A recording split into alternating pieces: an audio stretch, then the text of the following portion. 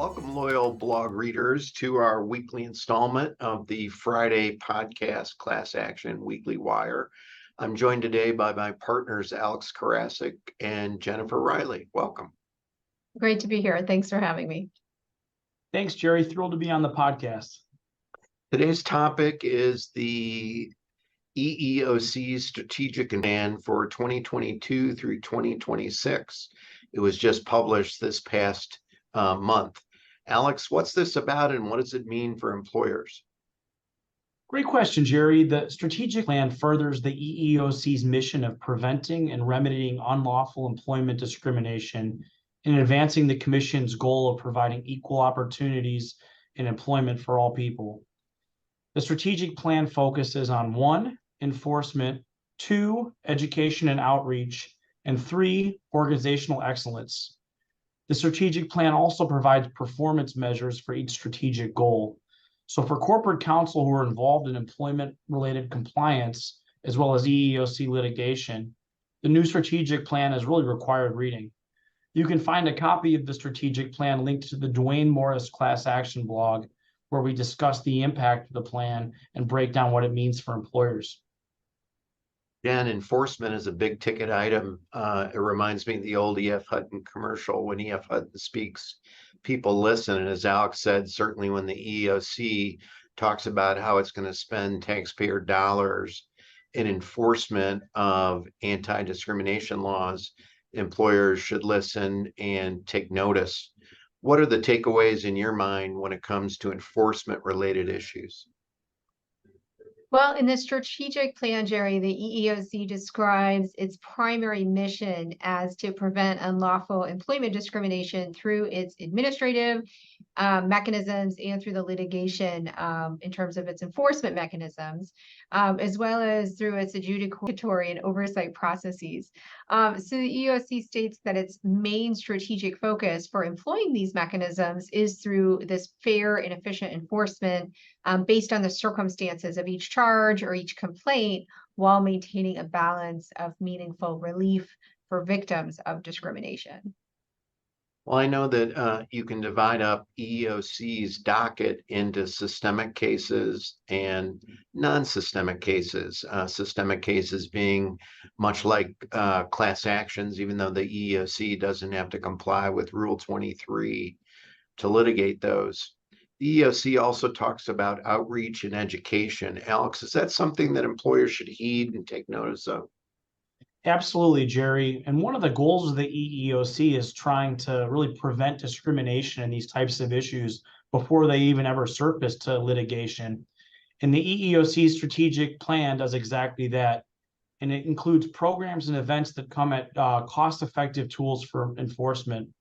So these programs are primarily designed to help individuals from protected categories who may have historically been subjected to employment discrimination. Part of the EEOC's education and outreach involves expanding technology through social media. That's where a lot of workers are these days and a lot of people in society, and ensuring that the EEOC website and digital tools are more user-friendly and accessible, and leveraging technology to capture a wider audience.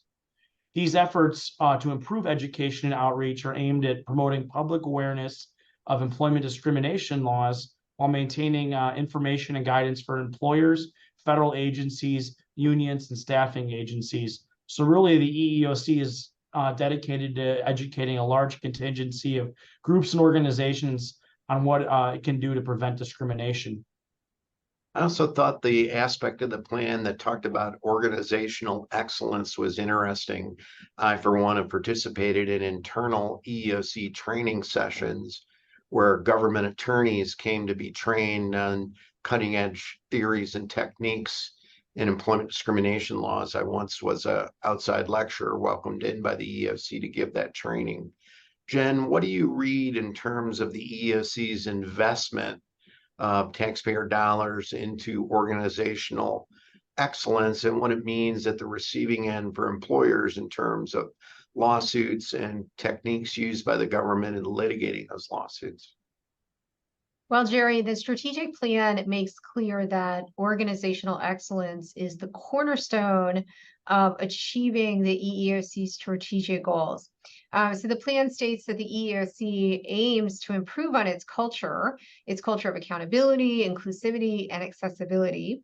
In addition, the plan states that the EEOC will continue to advance civil rights in the workplace, by ensuring resources are allocated properly to strengthen its intake, outreach, education, enforcement, and service goals. In terms of that organizational excellence strategic goal, it has two prongs, including improving the training of EEOC employees and enhancing the EEOC's infrastructure. For employees, the plan states that the EEOC will continue to foster enhanced diversity, equity, inclusion, accessibility in the workplace, maintain employee retention, implement leadership and succession plans. And relative to that, to the agency's infrastructure, the plan embraces this increased use of technology through analytics, as well as through the management of fiscal resources to promote the agency's mission. Those are a very ambitious set of accomplishments that the government is staking out for itself. Alex, at the end of the day, what do you think are the most important takeaways for corporate counsel in terms of this newly published document from the EEOC? Corporate counsel should pay attention to what they can do to best prevent discrimination and use the strategic plan to identify areas where the EEOC will essentially be focusing on in the coming years. The strategic plan is like a roadmap for businesses that they should absolutely pay attention to. Some of the focus areas that we learned about were systemic discrimination, conciliation, litigation, increasing the commission's capacity for litigating systemic violations of the discrimination laws, and how the EEOC is really ramping up its efforts to investigate charges.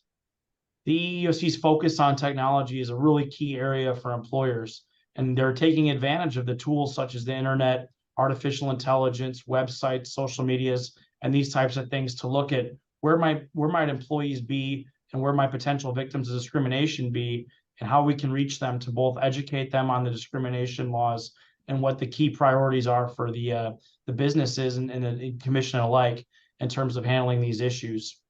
So these continue to be pillars for the agency, the areas that we just discussed today, and employers should absolutely buckle up for what will be a very busy 4 years of EEOC initiated investigations and litigation. Thank you, Alex, and thank you, Jen, for your analysis and synopsis of this most important document. And thank you, loyal blog readers, for tuning into our weekly podcast. Have a great day. Thank you, Jerry. Thanks, everybody.